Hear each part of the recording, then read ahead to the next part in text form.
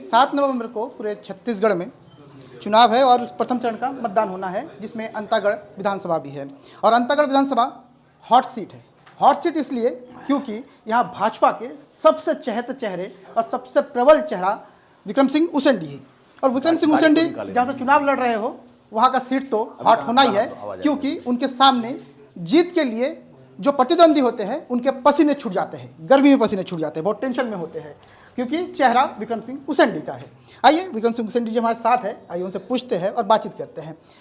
सबसे पहले मैं आपको ये बधाई दूंगा कि आपको फिर से एक बार भाजपा ने आपको प्रत्याशी के रूप में यहाँ उतारा, फिर से आप यहाँ पर प्रत्याशी के रूप में हैं।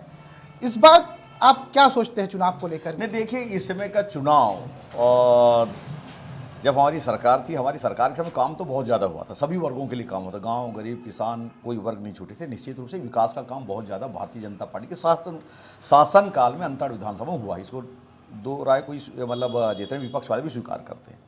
और आने वाले में 5 साल जो कि कांग्रेस की सरकार को 2018 से 23 तक देखा है, तो जनता समझ चुकी कांग्रेस के शासनकाल विकास का कहीं कोई बड़ा काम हुआ नहीं, भ्रष्टाचार बहुत ज़्यादा इस सरकार में हुआ है। उसके साथ ही साथ इनमें जिस प्रकार से कांग्रेस में वर्तमान विधायक को टिकट मिलने के बाद उनमें घमासान मचा हुआ है पूरे इनमें कांग्रेस में, और जो जिस प्रकार की स्थिति बनी हुई है, और भारतीय जनता पार्टी तो स्पष्ट तौर से जनता याद करी उस कार्यकाल को कि भारतीय जनता पार्टी शासन में काल में काम हुआ था, किसानों को भी समय पे राशि मिलती थी, बहुत सारे कामों की चर्चा होती है।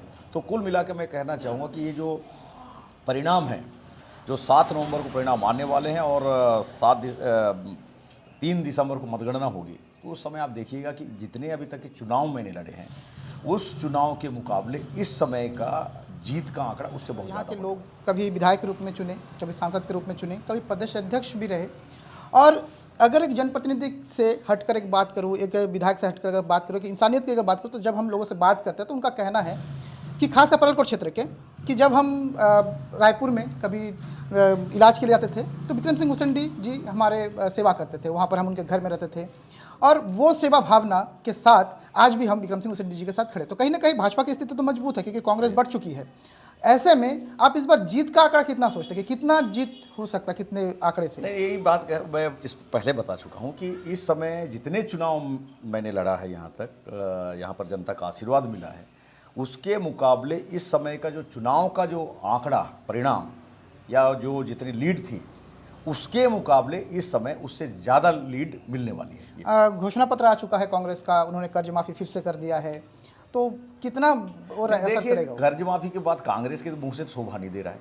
ये कांग्रेस वाले बोले थे हम कर्ज माफ़ी के, उसके राहुल गांधी राष्ट्रीय अध्यक्ष आए थे, बड़े बड़े घोषणा किए थे 10 दिन के अंदर कर्ज माफ़ी सभी का नहीं होता, मुख्यमंत्री बदल दो। अब तक तो 10 मुख्यमंत्री बदले जा चुके होते कांग्रेस के, और चूंकि सरकार में है इसलिए पुनः उसको घोषणा पत्र कर्ज माफ़ी कहेंगे उतना ये नहीं है। कुल मिला के इस क्षेत्र के जितने भी किसान हैं, जिन्होंने नेशनलाइज बैंक से, स्टेट बैंक सहित अन्य बैंकों से, राष्ट्रीयकृत बैंकों से जो ऋण ले चुके हैं, उनका किसी का ऋण माफ़ हुआ नहीं।